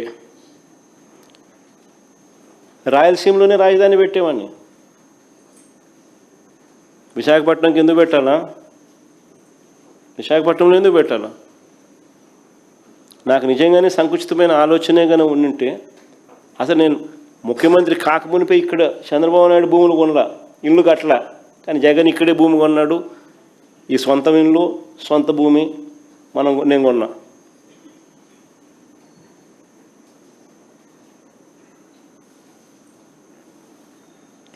నాకే నిజంగా సంకుచితమైన ఆలోచనే ఉండింటే అమరావతిని లెజిస్లేటివ్ క్యాపిటల్గా ఎందుకు చేస్తాను? చేయాల్సిన అవసరమే ఉంది.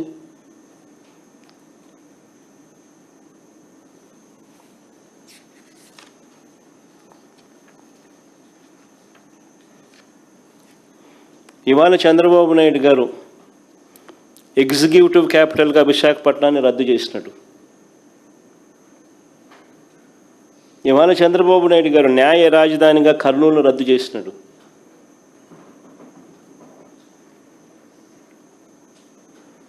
పోనీ అమరావతిలో 2 లక్షల కోట్లు ఎప్పుడు పెట్టగలడో చెప్పగలడా? ఎక్కడి నుంచి తెస్తాడో ఈ డబ్బులు చెప్పగలడా? ఒక సాధ్యం కానిది కళ్ళ ముందే అందరికీ కనిపిస్తూ ఉంది. దానికోసం అని చెప్పి ఒక భ్రమ కల్పిస్తూ స్కాములు చేస్తూ ఫ్యూచర్లో కూడా రాష్ట్రానికి ఒక గ్రోత్ ఇంజిన్ అనేది లేకుండా చేస్తూ ఉన్నాడు. ఫ్యూచర్లో కూడా రాష్ట్రం అటువైపున హైదరాబాద్ పెరుగుతూ ఉంటుంది, అటువైపున బెంగళూరు పెరుగుతూ ఉంటుంది, అటువైపున చెన్నై పెరుగుతూ ఉంటుంది. కానీ మన రాష్ట్రం మాత్రం ఫ్యూచర్లో కూడా పెరగనివ్వకుండా చంద్రబాబు నాయుడు రాష్ట్రం మీద కుట్ర చేస్తూ ఉన్నాడు తన స్కాముల కోసం.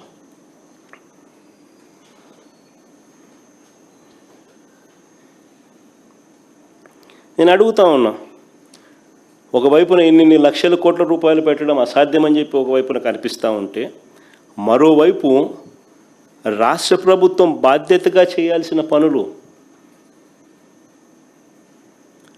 ప్రజలకు చేయాల్సిన మంచి,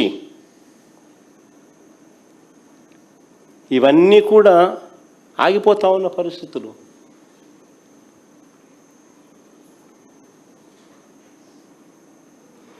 రెండేళ్లు పూర్తి కాకమునిపే చంద్రబాబు నాయుడు గారు చేసిన గ్రాసు కమిటెడ్ రూపంలో అప్పులు 3,37,000 కోట్ల రూపాయలు.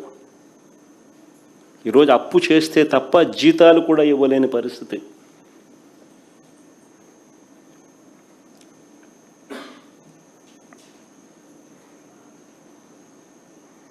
మరి ఇలాంటి పరిస్థితుల్లో 2 లక్షల కోట్లు తెస్తానంటాడు, 2 లక్షల కోట్లతో రాజధాని అంటాడు. ఎప్పుడు డెవలప్ చేస్తాడు? ఈలోగా రైతుల పరిస్థితి ఏమిటి? ఈలోగా అక్క చెల్లెమ్మల పరిస్థితి ఏమిటి? ఈలోగా చదువుతా ఉన్న పిల్లల పరిస్థితి ఏమిటి? ఈలోగా నాడు నేడు పనుల పరిస్థితి ఏమిటి? శిథిలమవుతా ఉన్న స్కూళ్ళు, హాస్పిటళ్ళ పరిస్థితి ఏమిటి? ఆరోగ్యశ్రీ పరిస్థితి ఏమిటి? ఉద్యోగస్తులకు ఇవ్వాల్సిన 36,000 కోట్ల రూపాయల బకాయిల పరిస్థితి ఏమిటి?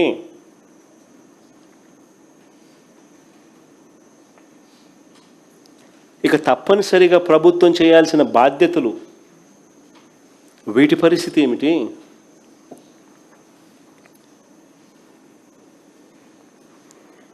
ఒకవేళ పెట్టాలని అయినా చంద్రబాబు నాయుడు గారు రెట్టమట్టంతో అడుగులు ముందుకు వేస్తే, ఇలా పెట్టుకుంటూ పోతే రాష్ట్రం ఏం కావాలి?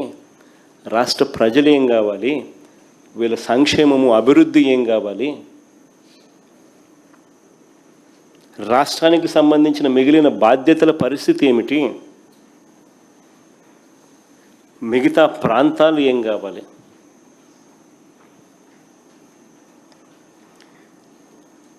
ఇన్నాళ్ళు చంద్రబాబు నాయుడు గారు ఏమంటా ఉన్నారు ప్రజలను మభ్యపెడుతూ? అమరావతి సెల్ఫ్ ఫైనాన్స్ ప్రాజెక్ట్ అని ప్రజలను మభ్యపెడుతూ ఇన్ని సంవత్సరాలు అంటా ఉన్న మాటలు. అమరావతి సెల్ఫ్ ఫైనాన్స్ ప్రాజెక్ట్ అని రాష్ట్రంలోని ప్రజలందరినీ కూడా చంద్రబాబు నాయుడు గారు ఇన్ని సంవత్సరాలు మభ్యపెడుతూ వచ్చాడు. నేను అడుగుతా ఉన్నా ఇదే చంద్రబాబు నాయుడు గారిని, అయ్యా చంద్రబాబు నాయుడు గారు, సెల్ఫ్ ఫైనాన్స్ ప్రాజెక్టే అయితే అమరావతి కోసం ఇప్పటికే కమిటెడ్ గ్రాస్ లోన్లు 47,000 కోట్లు ఎందుకు చేస్తున్నట్లు అని అడుగుతా ఉన్నా. సెల్ఫ్ ఫైనాన్స్ ప్రాజెక్టే అయితే ఆయన కమిటెడ్ గ్రాస్ లోన్స్ 47,000 కోట్లు ఎందుకు చేస్తూ ఉన్నట్టు? ఇవి కాకుండా రాష్ట్ర బడ్జెట్ నుంచి కేటాయింపులు ఎందుకు చేస్తా అన్నట్టు? ఈ లోన్లే కాకుండా రాష్ట్ర బడ్జెట్ నుంచి కేటాయింపులు ఎందుకు చేస్తూ ఉన్నారు? రాజధాని కోసం తెస్తున్న రుణాలకు రాష్ట్ర ప్రభుత్వం నుంచి గ్యారంటీలు ఎందుకు ఇస్తూ ఉన్నారు? ఇదే సెల్ఫ్ ఫైనాన్స్ ప్రాజెక్టే అయితే ఎందుకు రాష్ట్ర ప్రభుత్వం నుంచి రాజధాని కోసం తెస్తున్న రుణాలకు రాష్ట్ర ప్రభుత్వం నుంచి గ్యారంటీలు ఎందుకు ఇస్తున్నట్టు? భూమిని అమ్మి డబ్బు తెస్తానని చెప్పిన వాడివి ఇన్ని వేల కోట్ల రూపాయల అప్పులు ప్రభుత్వ ఖజానాపై ఎందుకు భారం మోపుతున్నారని అడుగుతా ఉన్నా.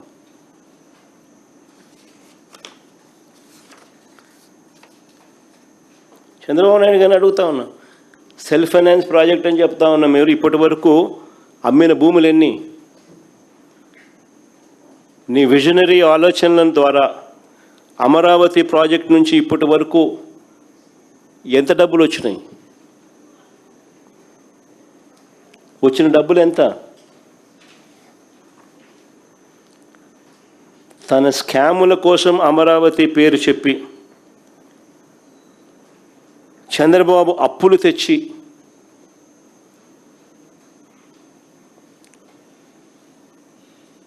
దాని ప్రభావం ఇంతకుముందే నేను చెప్పా, రాష్ట్రంలో ఇప్పటికే దాని ప్రభావం కనిపిస్తూ ఉంది అని చెప్పి.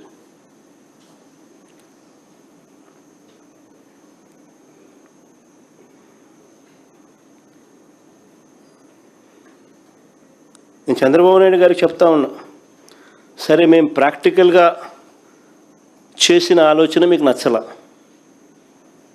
Okay fine. మేము చాలా ప్రాక్టికల్గా ప్రజల బాగోగుల కోసం, రాష్ట్రానికి మంచి కోసం మేము చేసిన ఆలోచనలు మీకు నచ్చలా. పోనీ మేము ప్లాన్ బి ఇచ్చినాం, మేము చేసిన ప్లాన్ ఏ మీకు నచ్చలా, పోనీ ప్లాన్ బి మేము మీకు ఇచ్చాం కదా, ప్లాన్ బి కింద మేము చెప్పిన ప్లాన్ గురించి ఆలోచించారా? అది లేదు.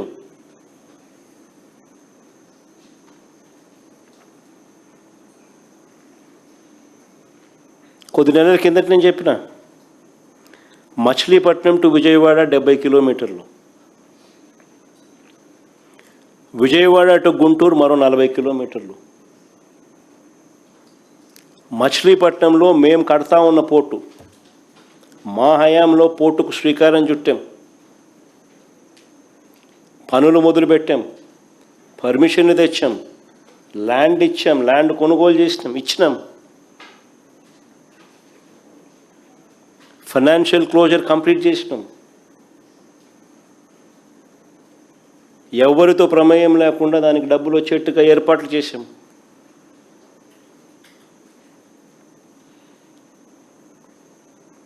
ఈరోజు చెన్నై అనేది పోర్ట్ సిటీ, బాంబే అనేది ఈరోజు పోర్ట్ సిటీ. ప్లాన్ బి కింద మేము చెప్పినాం మచిలీపట్నం టు విజయవాడ 70 కిలోమీటర్లు, విజయవాడ టు గుంటూరు మరో 40 కిలోమీటర్లు, మొత్తం ఈ 110 కిలోమీటర్లు నేషనల్ హైవే రోడ్డు ఉంది. ఈ నేషనల్ హైవేకు కాస్త అటు ఇటుగా ఈ మొత్తం క్యాపిటల్ ఏరియా కింద డిక్లేర్ చేయండి. మచిలీపట్నం నుంచి ఎంఏ తీసుకోండి, విజయవాడ నుంచి విఐ తీసుకోండి, గుంటూరు నుంచి GUN తీసుకోండి, మావి గన్ అని పేరు పెట్టండి. మచిలీపట్నం, విజయవాడ, గుంటూరు, మా వి గన్. సరే గన్ అంటే బాగుండదు నీకు, అది జగన్ అనేది గుర్తుకొస్తుంది లేని అనుకుంటే సరే వేరే పేరు పెట్టండి.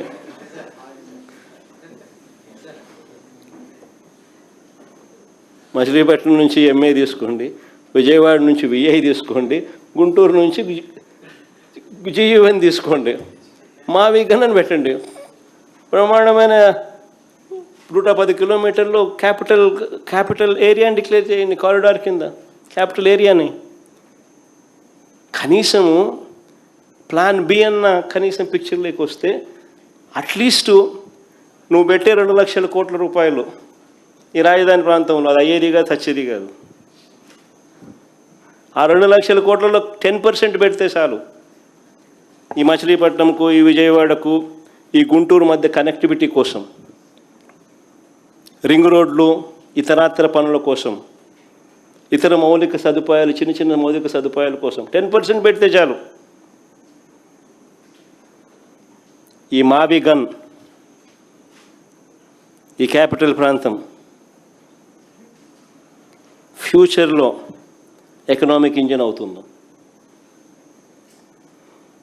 విజయవాడ దాని చుట్టుపక్కల దాదాపుగా 20 లక్షల మంది ప్రజలు ఉండరు. గుంటూరులో దాదాపుగా 10 లక్షల మంది ప్రజలు ఉన్నారు.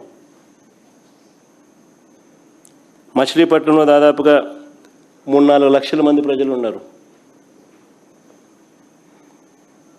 దాదాపు ఇంత జనాభా ఉన్న, దాదాపు 35-40 లక్షల మంది జనాభా ఉన్న ప్రదేశంలో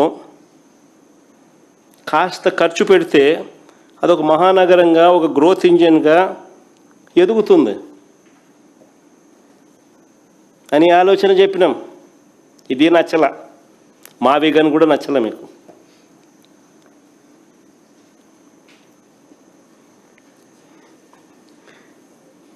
లేదు దీంట్లో స్కాములు చేయలేము, ఆల్రెడీ రోడ్లు ఉన్నాయి, ఆల్రెడీ ఇన్ఫ్రాస్ట్రక్చర్ ఉంది, ఇంకా స్కాములు చేసేదానికి అవకాశమే లేదు.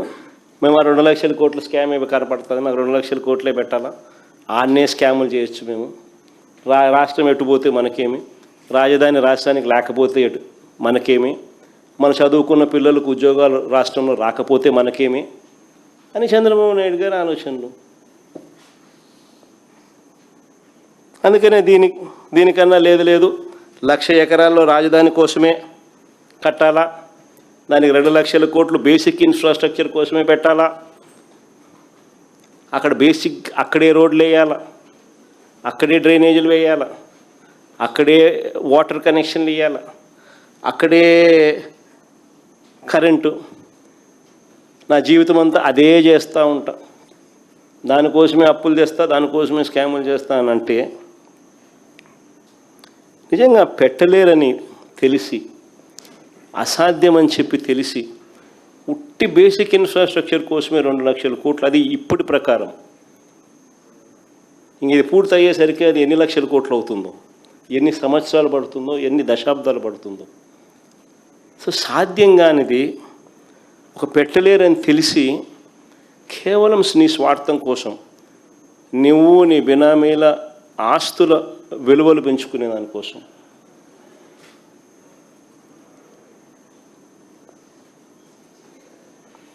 రాష్ట్రం మీద భారం మోపుతూ, అప్పులు తీసుకొస్తూ,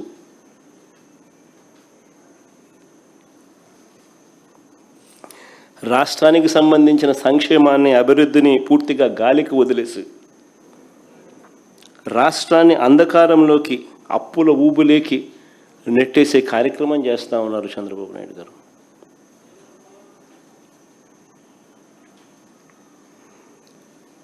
ఆశ్చర్యం ఏమిటో తెలుసా, మొన్న అసెంబ్లీ సమావేశాల్లో చంద్రబాబు నాయుడు గారు మాట్లాడింది చూస్తే ఇంకా ఆశ్చర్యం కలిగించే విషయాలు కొన్ని ఉన్నాయి. మొన్న అసెంబ్లీలో చంద్రబాబు నాయుడు గారు మాట్లాడింది చూస్తే ప్రజలకు పూర్తిగా ఒక విషయం అర్థమైపోయింది.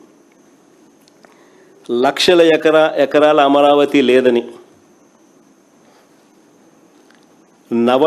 నవనగరాలు లేవని, ఎయిర్పోర్ట్ లేదని, రైల్వే స్టేషన్ లేదని, ఇంటర్నేషనల్ స్టేడియం లేదని చంద్రబాబు మాటల్లోనే స్పష్టంగా చెప్పాడు. ఏమని చెప్పినాడు? నారాయణని అడిగినాడంట ఈయన. నారాయణ ఈయనకు చెప్పినాడంట. ఏమని? ట్రంక్ ఇన్ఫ్రా 2022 మే 27కి అయిపోతుందంట. లేఅవుట్లన్నీ 2028 మే 27కి అయిపోతుందంట. 5 టవర్లు, అసెంబ్లీ, హైకోర్టు 2028 ఆగస్టు నాటికి పూర్తవుతాయట. ఈ మాటలన్నీ ఎవరు చెప్పినారు? నారాయణ అడిగితే నారాయణ చంద్రబాబు నాయుడు చెప్పినాడంట. సో చివరికి 1,00,000 ఎకరాల రాజధాని కాస్త 200 ఎకరాలకు వచ్చింది. సో ఇక నువ్వు 200 ఎకరాల్లోనే నువ్వు రాజధాని నిర్మించేట్టుగా అయితే ఇంకా ఆ మారుమూల ప్రాంతానికి ఎందుకు పోయినావు స్వామి? జనసంచారం లేని ఆ ప్రాంతానికి ఎందుకు పోయినావు స్వామి? హైవే పక్కన ఇక్కడ కట్టిండొచ్చు కదా, విజయవాడ, గుంటూరు, మచిలీపట్నం మధ్యలో ఏడగట్టినా కానీ నీకు బ్రహ్మాండంగా డెవలప్ అయి ఉండేది కదా.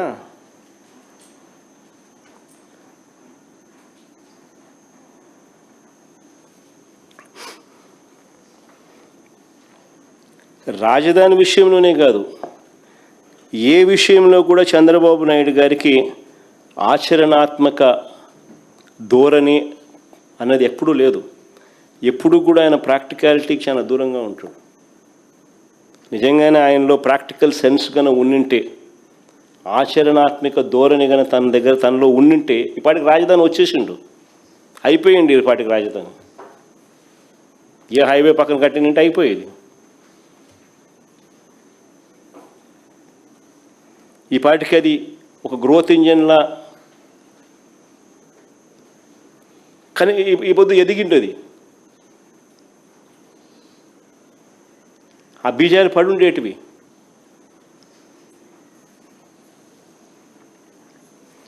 నేను ఇదివరకే చెప్పాను, మాకు ఏ ప్రాంతమన్నా కూడా వ్యతిరేకత లేదని. మరొకసారి మళ్ళీ చెప్తా ఉన్నా నేను. ఎందుకనంటే చంద్రబాబు నాయుడు గారు తన స్కాముల కోసమని ప్రజలను భావోద్వేగాలను రెచ్చగొట్టే కార్యక్రమం చేస్తూ ఉన్నాడు తప్ప దీంట్లో ఎటువంటి వాస్తవాలు లేవు. నేను చెప్పిన ప్రతి మాట కూడా ప్రాక్టికల్గా ఆలోచన చేస్తే ఎవరికైనా కూడా జగన్ చెప్పేది నిజమే కదా అని చెప్పి అనిపించే మాటలే.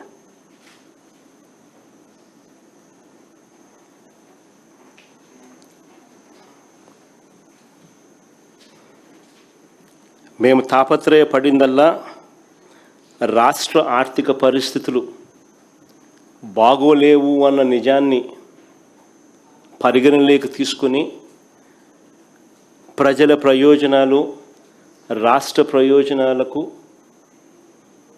మనసులో పెట్టుకొని సంక్షేమము, అభివృద్ధి రెండూ కూడా రాష్ట్రంలో కొనసాగిస్తూ సత్వరమే ఒక గ్రోత్ ఇంజిన్ లాంటి నగరాన్ని తయారు చేసుకోవాల్సిన అవసరం ఉందనే మౌలిక లక్ష్యాన్ని అప్పుడు చెప్పాం, ఇప్పుడు చెప్తున్నాం. ఒకే వర్షనే మేము చెప్తా ఉన్నాం.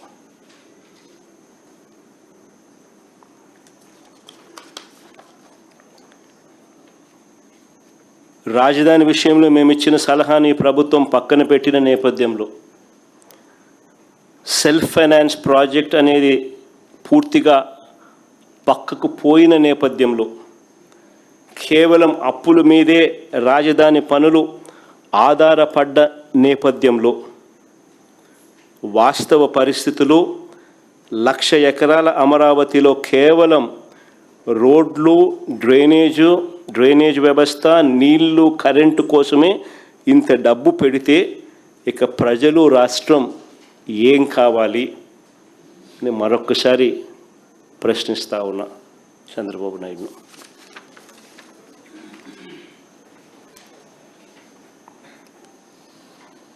చంద్రబాబు నాయుడు గారికి ఒకటి చెప్తా ఉన్నా. చంద్రబాబు నాయుడు గారు చేస్తూ ఉన్న ఈ స్కాములు, ఈ దోపిడీలు ఇవన్నీ కూడా వెలుగులోకి వస్తాయి. ఇవన్నీ కూడా ఖచ్చితంగా వెలుగులోకి వస్తాయి. రాజధాని పేరుతో ప్రజలను పణంగా పెట్టి కేవలం దోపిడీయే ఆలోచనతో తాను చేస్తూ ఉండేటివన్నీ కూడా వెలుగులే ఖచ్చితంగా వస్తాయి. రానున్న రోజుల్లో రాజధానికి సంబంధించిన ప్రతి పనిలో కూడా చంద్రబాబు నాయుడు గారు ఎంతెంత మెక్కుతున్నారో అవన్నీ కూడా ఈరోజు చెప్పినట్టుగానే సాక్ష్య ఆధారాలతో సహా మళ్ళీ చెప్తూనే ఉంటాం.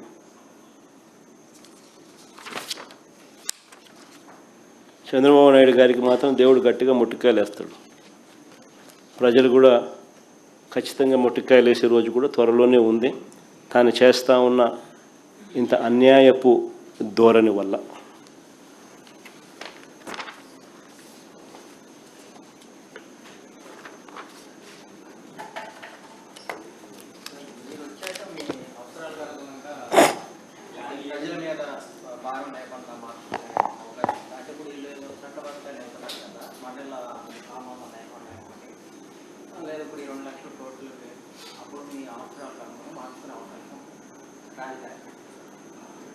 రామాయణం అంతా ఇన్నాక రామునికి సీత ఏమైందని అడిగితే ఎట స్వామి, ఇంతసేపు గంట సేపు నీకు చెప్పిన సుదీర్ఘంగా నువ్వు చెప్పిన ప్రతి పాయింట్ నీకు అర్థమయ్యేట్టుగా రాష్ట్ర ప్రజలకు అందరికీ కూడా అర్థమయ్యే విధంగా సవివరంగా చెప్పిన. Sir, you said, sir, you alleged that so much astronomical amount of corruption is happening. So, how do you think it can be stopped from happening? You should say. You are the journalist. You have the pen. No. We write what they say and what you write. But practically, how do you think it can be stopped? You have all the tender documents in place. None of these things are spoken out of the air. Everything has got evidence. Everything is properly documented. Whatever I've spoken about has got documented evidence. I think all those documents are available, and you being a journalist should take it up and make it a national issue. What about those companies indulging in these tenders and contracts? Do you think they will react? ఎంత చేసినా అంతే. ఇప్పుడు ఏం చేయగలుగుతాం? ఏం చేయగలిగే ప్రస్తుతానికైతే ఏం చేయలేము. మనం వచ్చిన తర్వాతనే ఎంక్వైరీలు ఏదైనా చేయగలుగుతాం, అంతే కదా. ప్రస్తుతానికి ఏం చేయగలుగుతాం? విలేకరుల సమావేశం పెడతాం, విలేకరుల ద్వారా మీ ద్వారా రాష్ట్ర ప్రజలకు చెప్పే కార్యక్రమం చేస్తాం. మీరు ఎంక్వైరీ చేసి మీరు కూడా మీ పత్రికల్లో రాయండి, మీరు కూడా మీ పేపర్లలోనూ మీ టీవీలలో చూపించండి అని చెప్పగలుగుతాం. కానీ మేనేజ్మెంట్లు ఆంధ్రప్రదేశ్లో అయితే ఆల్రెడీ కుమ్మక్కై ఉన్నాయి. వీళ్ళంతా కూడా కలిసికట్టుగా ఉన్నారు. సో ఇంకా నేషనల్ మీడియా ఏదైనా అవకాశం ఉంటే వాళ్ళకు ఏదైనా చెప్పగలిగింది చెప్తాము. వాళ్ళు కూడా సగం కరప్ట్ అయ్యి సగం చెడిపోయి ఉన్నారు. కాబట్టి ఏం చెప్పగలుగుతాం? ఇవన్నీ రేపు పొద్దున మన ప్రభుత్వం వచ్చినప్పుడు మనం ఎంక్వైరీలు చేసి ఇవన్నీ ప్రజల ముందర తీసుకొచ్చే కార్యక్రమం పెడతాము. నువ్వు చేసిన తప్పు చేసిన వాళ్ళందరికీ ఆ రోజు శిక్ష పడుతుంది. ఇప్పుడు పార్లమెంట్ సమావేశాల్లో కూడా ఈ చట్టబద్ధ అంశానికి సంబంధించి తీర్మానం చేయబోతున్నారు అనేది ఒకటి చెప్తా ఉన్నారు కదా సార్. అక్కడ చర్చ, అక్కడ కూడా ఈ కరప్షన్ దాని గురించి మీరు డిస్కస్ చేస్తారా? ఈ అమరావతికి సంబంధించిన కరప్షన్ పైన పార్లమెంట్లో ఇవన్నీ ఏదైతే చెప్పినామో పార్లమెంట్లో కూడా ఖచ్చితంగా చెప్తాం. సాధ్యం ఒకటే రమేష్ గుర్తుపెట్టుకుని, ఎక్కడ కూడా నేను మళ్ళీ చెప్తా ఉన్నాను, నోబడీ ఈజ్ అగెయిన్స్ట్. అమరావతికి వ్యతిరేకంగా ఎవరు లేరు. బట్ సాధ్యం కాదని తెలిసి ఇంత డబ్బులు పెట్టడం ఇంపాసిబుల్ అని చెప్పి తెలిసి 2 లక్షల కోట్ల రూపాయలు ఏంది స్వామి? రోడ్ల కోసము, కరెంటు కోసము, డ్రైనేజీల కోసము, బేసిక్ ఇన్ఫ్రాస్ట్రక్చర్ కోసం పెట్టడం ఏంది? ఆల్రెడీ ఈ బేసిక్ ఇన్ఫ్రాస్ట్రక్చర్ ఉన్న ప్రదేశాన్ని అంతా పక్కన పెట్టడం ఏంది? 2 లక్షల కోట్లు అసలు సాధ్యం అయ్యేదేనా? నువ్వు 7 ఏళ్ళు ముఖ్యమంత్రిగా పరిపాలన చేసిన వ్యక్తి 8,000 కోట్లు ఖర్చు పెట్టగలిగినాడు. 5,500 కోట్లు మొబిలైజేషన్ అడ్వాన్స్ ఇచ్చి స్కాములు చేస్తూ ఉన్నాడు. ఏ రకంగా సాధ్యమవుతుంది? సాధ్యం కానిది ప్రజలను మభ్యపెడుతూ మోసం చేస్తూ రాష్ట్ర ప్రజలకు అసలు ఏ క్యాపిటల్ లేకుండా చేసే కార్యక్రమం జరుగుతుంది కుట్రలో భాగంగా. వేరే ఇంతకుముందే నేను చెప్పా, మావిగన్ ప్లాన్ బి. సరే, నేను చెప్పిన విశాఖపట్నం ఆలోచన నీకు నచ్చలా, సరే మావిగన్ ప్లాన్ బి చెప్పిన, హైవే పక్క డిక్లేర్ చేసి హైవే పక్కన కట్టు. ఆ బిల్డింగ్ ఇంకా ఆ నుంచి షిఫ్ట్ చేసాడు కట్టు, ఇంకా పూర్తిగా ముద్ర పెట్టలే కదా, షిఫ్ట్ చేసాడు కట్టు. అట్లీస్ట్ ఈ ప్రాంతం అంతా బ్రహ్మాండంగా డెవలప్ అవుతుంది. But even multilateral institutions are buying into these ideas. When World Bank, KfW, they've given